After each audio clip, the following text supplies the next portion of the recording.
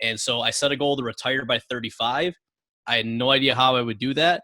Spent the first couple of years trying to figure it out. And then during the 2007, 2008, like financial crisis where like the real estate bubble popped, I actually saw an opportunity where everyone was getting out of real estate investing. I actually jumped in.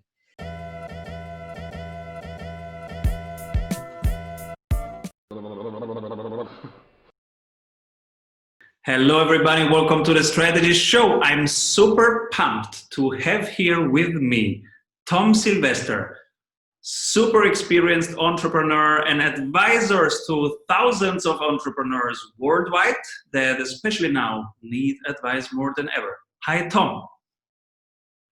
Hey, Simon. How's it going, man? How are you? Where are you right now?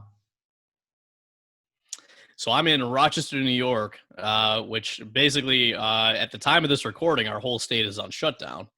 And, just staying healthy and working with some business owners to help them navigate through these times. Cool. Can you tell our audience a little bit what you do, how you do it? Yeah, so basically, long story short, went to college for computer science. As I was looking to graduate, I looked ahead and I realized I had a bunch of debt. I didn't have a job yet. My wife was in the same position. And I looked ahead at my life and I was like, you know what? I don't want the life that's kind of laid out in front of me, which is work for someone the next 45 years, be in debt and not really have control. And so I set a goal to retire by 35. I had no idea how I would do that. Spent the first couple of years trying to figure it out. And then during the 2007, 2008, like financial crisis where like the real estate bubble popped, I actually saw an opportunity where everyone was getting out of real estate investing. I actually jumped in. And so I built that business. A couple of years later, I said, you know what? Another crisis could happen. So what can I do to basically recession-proof myself? And so I opened a wine and liquor store. During this time, I also had a corporate job where I was consulting with a lot of bigger companies. And I ultimately left my job at 32. My wife did the same thing. And then it was like, okay, this is great. We've taken care of our family, but like, now what? And I kind of fell into this depression where I was struggling because I didn't have a purpose beyond taking care of my family. And so non-entrepreneurs don't really understand this, but entrepreneurs do, because we need something to be going after. And what I realized was that we were really good at building businesses that didn't require us. And when I looked out there at a lot of small business owners, they were struggling because they had built their business to get this life of freedom. But what they were actually doing is working more than ever and typically making less. And so my wife and I realized that there was a big opportunity to take what we had done and help other people really build a life of freedom by first understanding what they want that life to look like and then designing the business to make that happen. Man, when you say freedom, everything resonates in me because I'm also a freedom guy. And you know, we have the Freedom Challenge and the Entrepreneur Freedom Facebook group, etc. And everything was about freedom. And then came the Corona crisis. How did it impact your surroundings, your clients, your business? Yeah, I mean, it impacted everybody, whether it was directly where some businesses literally went from having a good business to overnight events are canceled and they can't operate. For other businesses, it was like, all right, I still have a business, but I got to shift. And some businesses are actually thriving.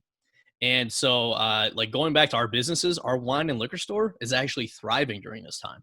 And, I have some people look at me and they're like, well, you guys are lucky. And it's like, well, no, what we did was when times were good, we thought about like, what's going to happen if times don't go well and how do we protect ourselves? Right. And so what we're kind of seeing now is that entrepreneurs that really realized we were in a good time and started planning for risks and what could happen if things turn bad are usually doing pretty well now and weathering the storm. It's the entrepreneurs that thought that the good times were always going to keep coming, didn't put cash away, didn't plan for some sort of recession, are now the ones that are really struggling. You want to make your sales more repeatable and reliable? Do you want to have less volatility and more growth in your revenue per month? At Strategy Sprints, we do only one thing: strategy in sprints. Strategy means having more revenue through a better offer. In sprints means having more energy in your team every week. Check out if your ROI is as high as it is for most service-based and online businesses and startups we work with, which is over 100%.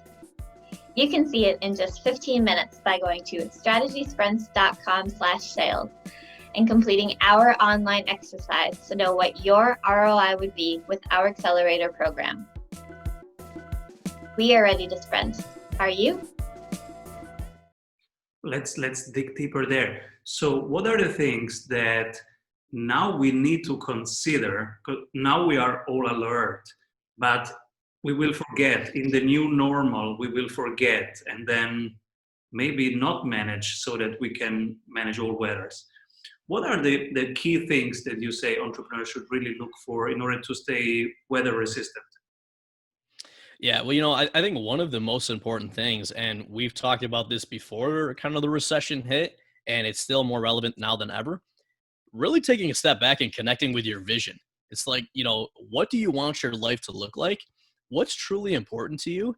And why did you start the business in the first place? Because for most people, the reason they started their business was that word we all love, freedom, right? And so now more than ever, when everything has shifted, it's a really good time to kind of take a step back and look at what is my personal vision? What is it that I want my life to look like? And then based on that, what is the vision for the business? And for a lot of businesses, the vision is now more powerful than ever. We might just shift the strategy of how we achieve that, right? So what we really have to do is understand where is it that we're going, and the shift that we have to make now is the way that we're going to get there the same as it was before, or is it different? And usually it's going to be different in one of two ways. We're either going to continue to serve the same group of people, but we're going to tweak how we're offering our product or service and how we're messaging and positioning that to address their challenge right now. Or that group might not be relevant anymore, but we can take the products or services that we have and offer them to a different group that is thriving or really in need of that. So what this really comes back to now is understanding short term, taking care of yourself, taking care of your family, reducing expenses, doing what you need to do to survive the short term.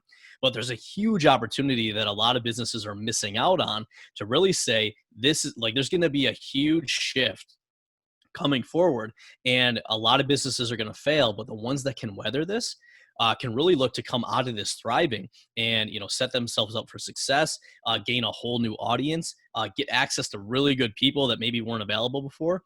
So now is the time for smart entrepreneurs to focus short term to make sure you survive, but then think about what can you do now to set yourself up to thrive as we come out of this and as new challenges really come up.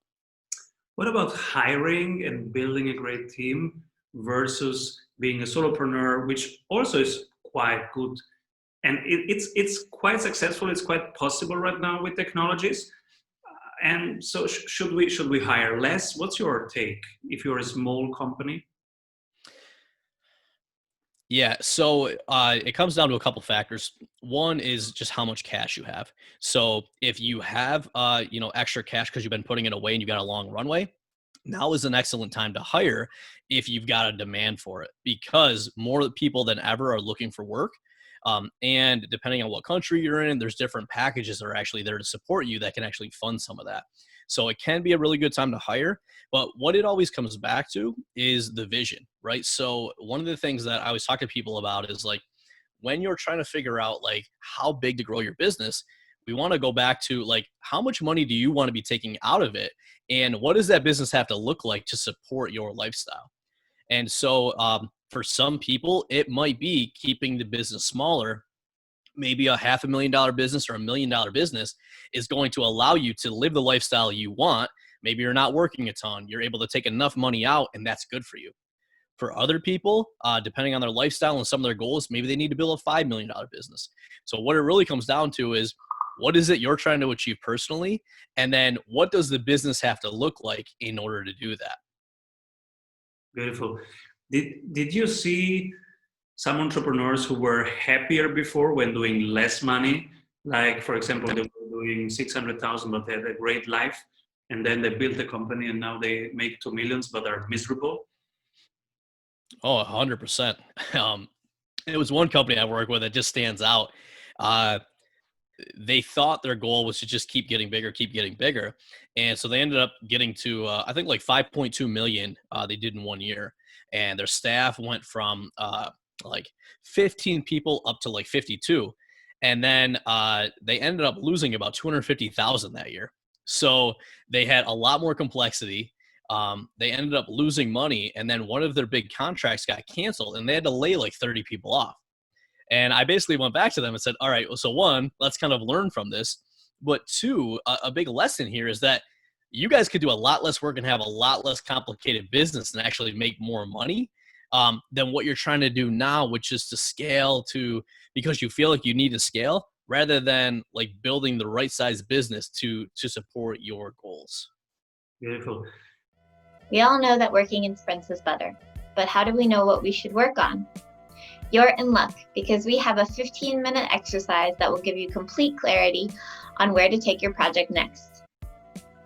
Go to strategysprints.com/sales to complete our short exercise and meet one-on-one with an expert sprint coach to identify your number one bottleneck.